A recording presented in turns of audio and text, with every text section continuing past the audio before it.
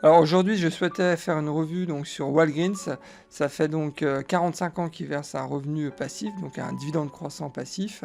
Et donc je profite donc de la nouvelle hausse du dividende annuel pour justement faire le point sur cette société. Et vous allez voir, il y a, je pense, une vraie opportunité d'achat.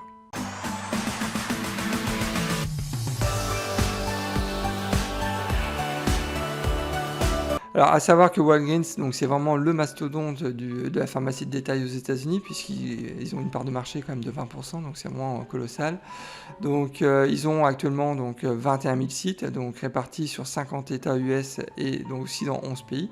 Donc, ils ont aussi un business à l'international qui est assez important.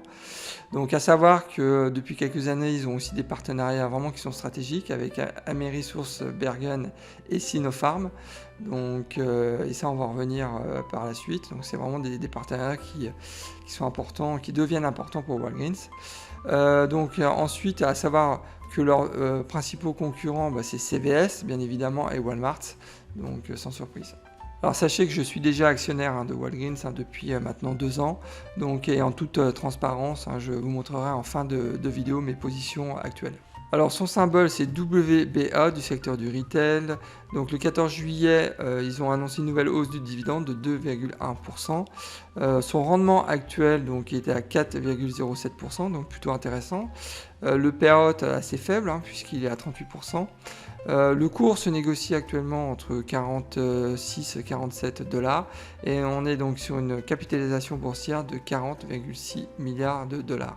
Alors jetons un coup d'œil sur l'analyse du titre, on constate que le rendement actuel est supérieur de 53% par rapport à sa moyenne sur 5 ans. Je vous rappelle que le rendement actuel est à 4,07%, alors que la moyenne sur 5 ans était à 2,61%. Donc là, très clairement, l'écart est vraiment important et c'est assez rare de constater ce type d'écart.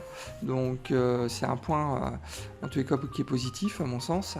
Donc à savoir au niveau du PER, donc le PER actuel est légèrement inférieur par rapport à sa moyenne sur 5 ans, puisque donc son PER donc est à 9,6 alors que sa moyenne sur 5 ans, donc on avait un PER à 10,7. Par contre, le deuxième point qui est à signaler, c'est que le PER donc, de Walgreens à 9,6 est vraiment à des années-lumière par rapport au PER du secteur donc, aux États-Unis, donc pour le consommateur, puisque le PER du secteur aux États-Unis est à 21,5, donc il y a plus de 10 points d'écart, donc ouais, là c'est un deuxième point aussi qui est positif. Si on s'arrêtait juste à ce niveau-là, c'est clair que là j'achèterais sans hésiter. Mais bon, il faut aller un peu plus loin dans l'analyse, mais en tous les cas, ça c'est un point pour l'instant qui est très positif. Alors au niveau de l'historique du cours, donc vous allez voir que c'est pas fameux. Donc sur un an, le titre a quand même bien performé puisqu'il a pris presque 17%. Alors, c'est sûr que si on compare avec le S&P 500, il prend une claque. Le S&P 500 a quand même pris presque 37%. Mais c'est sur 10 ans que ça fait encore plus mal, puisque sur 10 ans, le titre donc Walgreens a pris que 10%. Donc ça fait 1% par an. Donc vraiment pas terrible. Donc alors si on compare évidemment avec le S&P 500, là on est à des années-lumière, puisque le S&P 500 a pris quand même 233% en 10 ans. Donc vous aurez compris que Walgreens, c'est certainement pas un investissement pour la croissance, mais un investissement pour son rendement, donc pour le dividende, ça c'est clair. Donc à savoir aussi qu'ils ont déjà procédé dans leur histoire donc, à 7 splits d'actions. Donc le dernier en date, ça commence à dater, c'était en 99, donc avec un ratio de 2,1. Alors revenons à des choses un peu plus positives, qui est son dividende. C'est vrai que c'est le point fort donc, de cette société. Donc ça fait 45 ans qu'il verse un dividende sans aucune interruption. Ça fait 45 ans qu'il verse un dividende croissant. Donc super performance. Regardez cette courbe. Sur les 20 dernières années, ils ont réussi donc, à augmenter leur dividende de 14% en moyenne par an. Donc vraiment une croissance très soutenue. Par contre, sur les 5 dernières années, donc, le dividende a augmenté que de 6% par an. Donc c'est vrai qu'il y a une diminution quand même de la croissance du dividende sur les dernières années, mais ça coïncide une nouvelle fois avec la baisse du cours depuis 5 ans. Donc à savoir au niveau de la distribution du coupon, donc c'est un coupon assez classique en mois 3, donc au mois de mars, juin, septembre et décembre.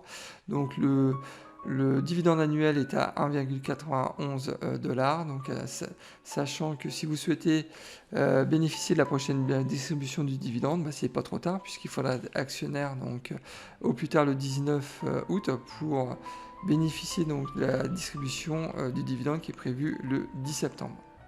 Sur ma chaîne Mister Dividende, je vous montre comment j'ai réussi à gagner 300 $ par mois de revenus passifs grâce à mon portefeuille d'actions à dividendes croissants. Alors n'attendez pas, abonnez-vous, c'est entièrement gratuit et bien évidemment si le contenu de la vidéo vous plaît, vous pouvez aussi liker la vidéo. Alors regardons quelques indicateurs financiers. Donc au niveau du payout, donc on constate qu'il est en dessous de 40% depuis 10 ans, donc ça permet de rassurer des actionnaires, des investisseurs comme moi, donc ça me rassure en me disant qu'au moins il y a de la marge de sécurité pour payer le dividende. Donc au niveau de nombre d'actions en circulation, on constate que depuis la baisse du titre, ils ont commencé à lancer en fait des programmes de rachat d'actions. Donc ce qui va certainement permettre aussi à terme de soutenir le titre. Au niveau du chiffre d'affaires, on constate qu'il est en hausse constante depuis 2015, donc c'est plutôt positif. Par contre, au niveau de la dette sur résultat, là il y a un point de vigilance puisqu'elle n'arrête pas de monter depuis 2016. Donc, alors les estimations du management sont sur une baisse en fait de la dette sur résultat. Bon, à voir, mais en tous les cas, ça c'est clairement un point de vigilance à mon sens. Alors passons donc à la projection du revenu passif. Si demain donc j'investissais 1000 $ donc dans Walgreens, je sais que la première année donc cela va générer donc 42 $ de revenus passifs. Donc dans 10 ans, donc en 2031, donc ça va générer donc 100 $ de revenus passifs. Et donc cet investissement donc de 1000 $ dans 20 ans, donc en 2041, donc générera donc 242 $ de revenus passifs. Donc là typiquement c'est le type d'action moi que je recherche. Vous commencez à me connaître, hein, dès lors que la projection du revenu passif est au-delà donc de 200 $ sur 20 ans, donc pour un investissement de départ de 1000 $, ça rentre parfaitement dans mes critères. Donc c'est la raison pour laquelle j'ai mis un petit drapeau vert. Donc voilà, je suis très très positif en tout cas sur la projection du revenu passif pour Walgreens.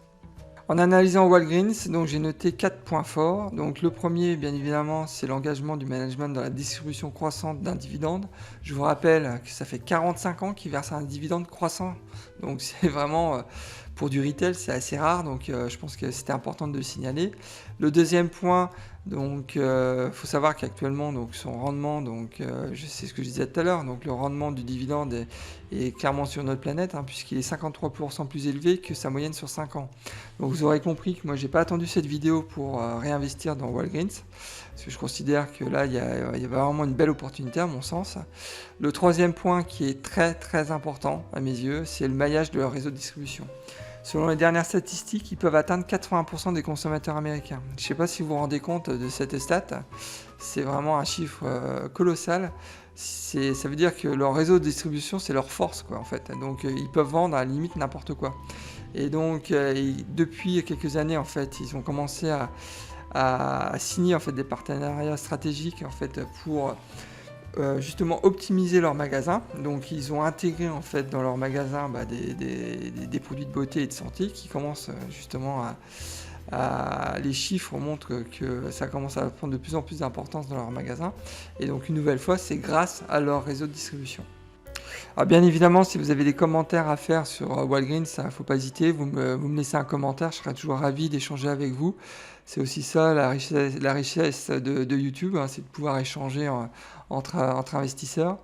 Donc, et aussi, hein, si vous avez une idée d'investissement, ou si vous souhaitez que je souhaite aussi donner mon avis sur une boîte en particulier, vous me laissez aussi un message et je serai toujours ravi de vous répondre. Alors tout n'est pas rose pour Walgreens, hein, donc j'ai noté 4 points de vigilance. Alors le premier point, il faut savoir que c'est quand même un secteur, donc un environnement qui est très concurrentiel, donc avec CVS, avec Walmart. Amazon, je vous rappelle, donc ils sont arrivés sur le marché aux États-Unis donc l'année dernière, donc sur ce secteur. Donc c'est encore un peu trop tôt pour tirer des conclusions, donc mais bon voilà, c'est un point de vigilance à mon sens.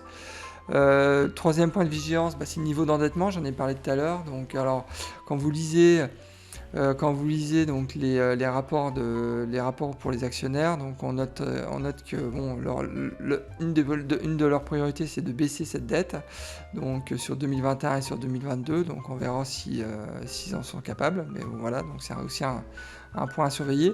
Et enfin, le dernier point, donc, qui est plus lié donc, au secteur de la santé de manière générale, c'est que leur business, au final, donc, il est lié en fait, à la politique de remboursement des soins aux États-Unis, donc Medicare.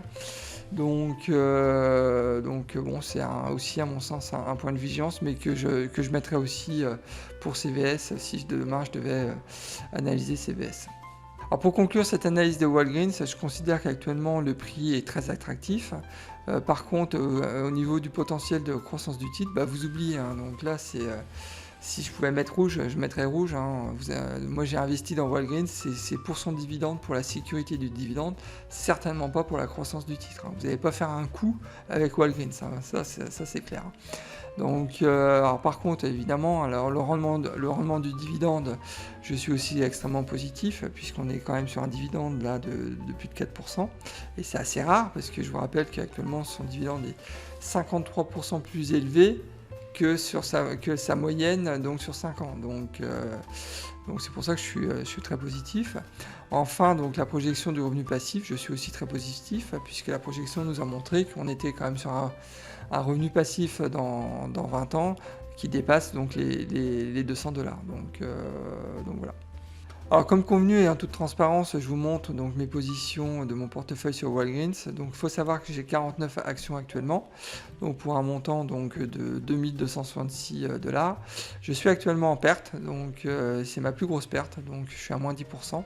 Donc bon, c'est pas forcément un frein pour moi, puisque en toute honnêteté, bah, j'ai déjà racheté du Walgreens la semaine dernière, donc j'ai racheté 3-4 actions.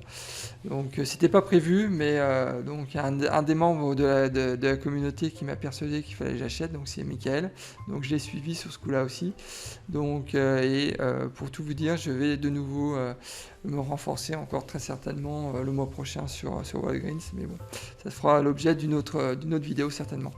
Donc cet investissement donc, de 49 actions actuellement génère donc un revenu annuel donc, de 93 $. Donc voilà tout ce que je pouvais vous dire sur mon portefeuille.